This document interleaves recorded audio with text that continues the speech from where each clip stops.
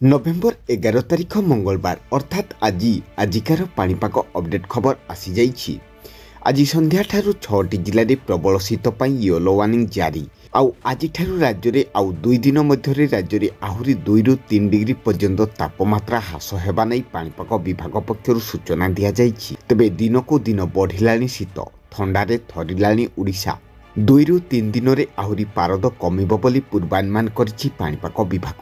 चलित वर्ष विलंब शीत अनुभूत होइथिबा बेले नवेम्बर सारा ओडिशा रे आज प्रबल शीत अनुभूत हेउछि। पश्चिम में यार प्रकोप अधिक रही।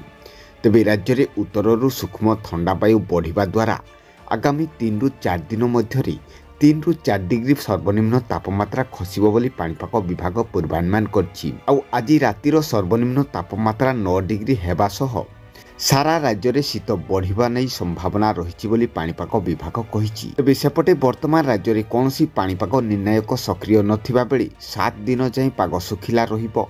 अन्यपटे गत 24 घंटा मध्य फुलबाणी सर्वनिम्न तापमात्रा 9 डिग्री एवं सुंदरगढ़ जिलार राउरकेला 10 डिग्री पर्यंत तापमात्रा ह्रास होगा नहीं पाणीपाग विभाग पक्षर सूचना दि जाइछि एवं रेकर्ड करा जाइछि। सेहिपरि राउरकेला एवं भवानीपाटना रे हालुकारु मध्यम धरण कुहुडी अनुभूत होइछि। आज संध्या ठारू आसंताकाली सकाळ पर्यंत राज्यर केउ सबु जिलागुड़िक सर्वनिम्न तापमात्रा केते रहिबो आउ केउ सबु जिलागुड़िक प्रबल थंडा हेबो। यह सहित पुणी आसुची आउ एक लघुचाप आउ ओडिशा राज्य में प्रबल वर्षा हेबार संभावना रही कि से सबूर संपूर्ण खबरटी जानिबा पई भिडियोटी शेष पर्यंत निश्चित भाव देखंतु। आउ जदि ता पूर्व आम ओजेन ओडिया चैनल को नुआ करी आस्तिले एबे ही सब्सक्राइब कर दियंतु आउ पाखर बेल आइकन टी दबाई दियंतु। आगकू मध्य एहिपरि पाणीपाग संबंधी समस्त प्रकार टेक्निक अपडेट खबर गुडिक सर्वप्रथमे जानिबा पई। नवेम्बर 21 पर लघुचाप वर्षा आउ गुरुत्वपूर्ण वृद्धि पाइपारे कारण ECMWF एवं GPS मॉडल उपरे एक नूतन लघुचाप गठन हेबा आरंभ करिछि। दक्षिण चीन उपरे एक नूतन पाग प्रणाली गठन हेबार संभावना अछि। नवेम्बर 19-20 सुधा अंडमान सागर को पश्चिम आड़कू गति करिपारे और 22 और 24 पर्यंत आहरी घनीभूत होइपारे। तथापि एही पर्याय एही प्रणाली ट्राक एवं तीव्रता एपर्यंत अनिश्चित रहिछि। तेबे लघुचाप हेबा सुनिश्चित।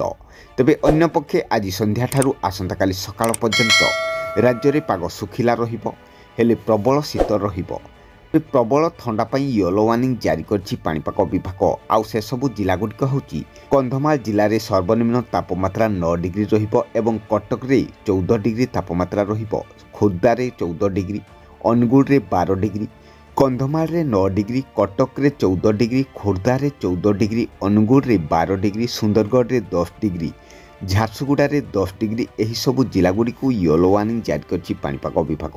बाकी जिलागुड़िक रे मध्य प्रबल शीत हबो। आउ से सबु जिलागुड़िक होछि केन्दुझर रे 13 डिग्री, ढेंकानाल रे 13 डिग्री, कोरापुट रे 14 डिग्री, नवरंगपुर रे 15 डिग्री, केन्द्रापड़ा रे 14 डिग्री, बलांगीर रे 14 डिग्री, सोनपुर रे 15 डिग्री, सम्बलपुर रे 15 डिग्री, मयूरभंज रे 15 डिग्री, भद्रक रे 15 डिग्री एवं नयागढ़ रे मध्य 15 डिग्री तापमात्रा रहिबो।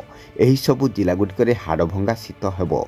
आउ बाकी जिलागुड़िक रे 19 डिग्री रु 18 डिग्री तापमात्रा रहिबाकु थिबारु से सबु जिलागुड़िक रे मध्य प्रबल शीत हेबा नै पाणीपाग विभाग पूर्वानुमान करिछि।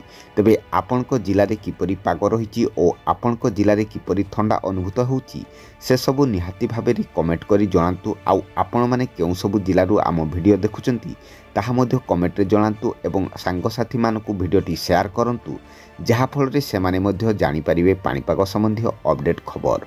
तेबे आगकू मध्य एहिपरि पाणीपाग खबर सबु जानिबा पई आम चैनल सहित जोड़ी हुई रहंतु।